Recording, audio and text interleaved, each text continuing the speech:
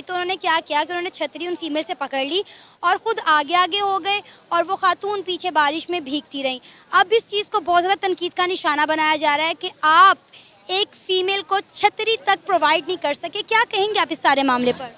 पहले तो ये एक बहुत ही कह लें कि अनरिस्पेक्टफुल बात की है हमारे जो प्राइम मिनिस्टर हैं। उनको पता ही नहीं है कि जी आपके साथ एक फ़ीमेल है, फ़ीमेल को प्रायोरिटी देना is the most important thing. अगर हम इस्लाम की बात भी करते हैं तो वो यही कहते हैं कि जी जो औरत के हकूक़ हैं, इसमें हकूक़ की नहीं चले राइट, सिंपल सा राइट था, आप उनसे अम्ब्रेला लें ही ना, आप चले शेयर कर लें या उनसे कहें कि नहीं मैं आपके लिए एक एक्स्ट्रा मंगवा देता हूँ, ताकि हमें भी पता चलता है कि हमारे जो प्राइम मिनिस्टर हैं वो पढ़े लिखे हैं, एजुकेटेड हैं, उनको पता है कि मैंने किस तरह से किसी के राइट का ख्याल रखना है।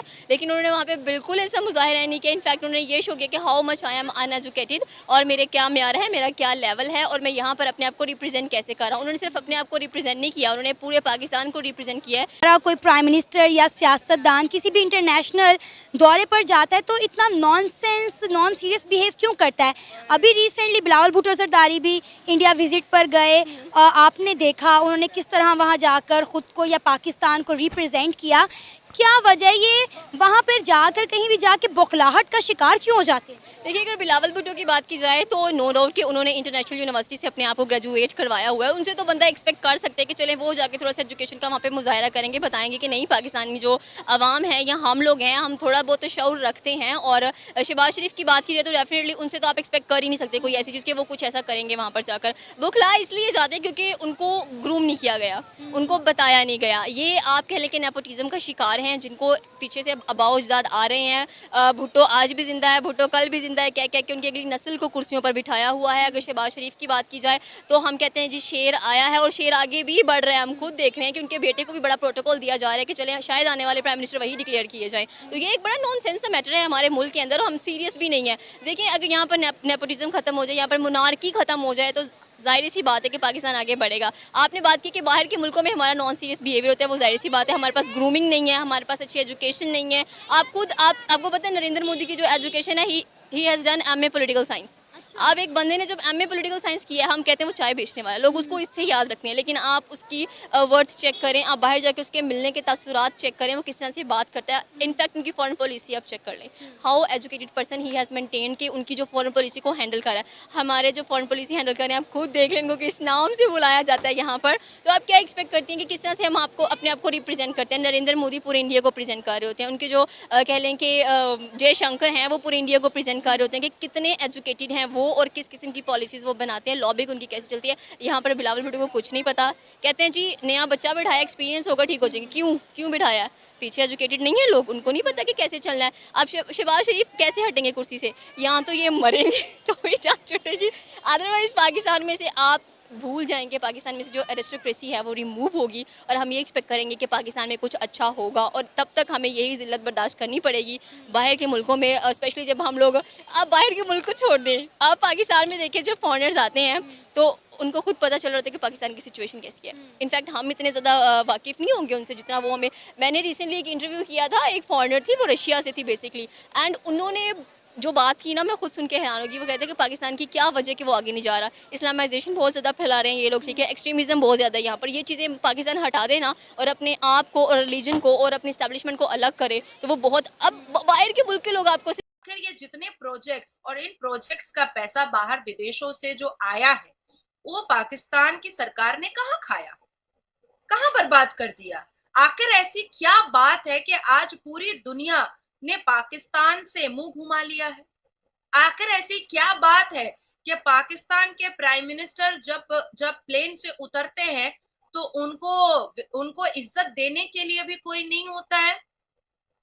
प्राइम मिनिस्टर है भैया पाकिस्तान का, टकते टुकते चला गया, पता होना चाहिए। शायद न्यूज व्यूज आपका प्राइम मिनिस्टर नहीं देखता है। विदेश में हर एक कंट्री में बारिश हो रही है, फ्रांस बोलिए, यूएस बोलिए, ऑस्ट्रेलिया बोलिए, वॉशिंगटन बोलिए, हर एक कंट्री में बारिश हो रही है। ये रेनी सीजन है, हमारे हिंदुस्तान में भी ये रेनी सीजन है। पता नहीं पाकिस्तान कौन सा अद्भुत वेदर रखता है।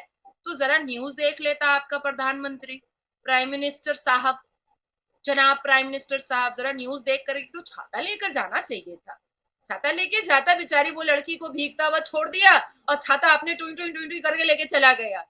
हमारे देश में कितना ही बड़ा कोई मंत्री क्यों ना हो, इवन चलिए भारत के प्रधानमंत्री को हम दूसरे एयरपोर्ट पर भारत के प्रधानमंत्री उतरे थे, अपना रेनकोट पहन के उतरे ना, अपना रेनकोट पहन कर उतरे, किसी को छाता लगा करके खड़े नहीं होना पड़ा ना। डाउन टू अर्थ आदमी है, गरीबी देखा है, गरीब घर का प्रधानमंत्री है, जानता है कि भूख किसको बोलते हैं, जानता है कि धूप किसको बोलते हैं, तो इसलिए अपना रेनकोट पहन करके गए थे मेरे भारत के प्रधानमंत्री।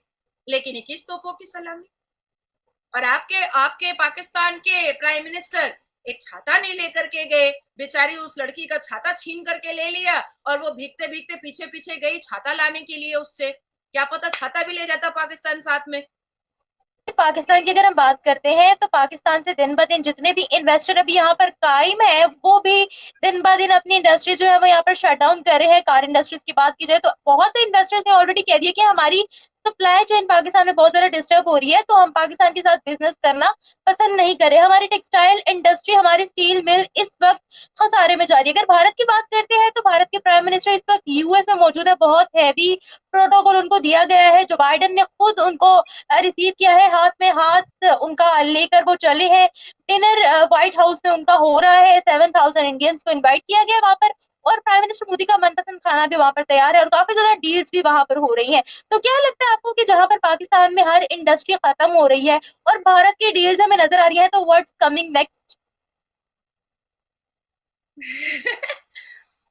कटोरा, भीख का कटोरा, बड़े बोल, कसर नीचा, मुहावरा पढ़ा है बचपन में? अच्छा, आपके यहाँ शायद ये सब नहीं पढ़ाया जाता होगा, हमारे यहाँ पढ़ाया जाता है, ताकि जितना भी ऊंचाई पर आप क्लास 1 से लेकर पढ़ने के बाद आप जिंदगी में अपने कितनी भी ऊंचाई पर चले जाएं, आकाश छूने के भी आप पोजीशन पर चले जाएं, तो भी ये मुहावरे आपको याद दिला देंगे कि आप जन्म इसी धरती पर हुए हैं और दफन भी इसी धरती पर होंगे। इसीलिए हमारे यहाँ मुहावरा पढ़ाया जाता है, बड़े बोल का सर नीचा। और एक और मुहावरा है, नाच न जाने आंगन टेढ़ा। बड़े बड़े मुगल आए, आप शाहजहां का नाम ले लीजिए, आप औरंगजेब का नाम ले लीजिए, आप अकबर का नाम ले लीजिए, आप जहांगीर का नाम ले लीजिए, आप तैमूर का नाम ले लीजिए, आप हुमायूं का नाम ले लीजिए, आप उसके बाद फिर अनारकली आ जाती हैं, उसके बाद फिर मुमताज आ जाती हैं।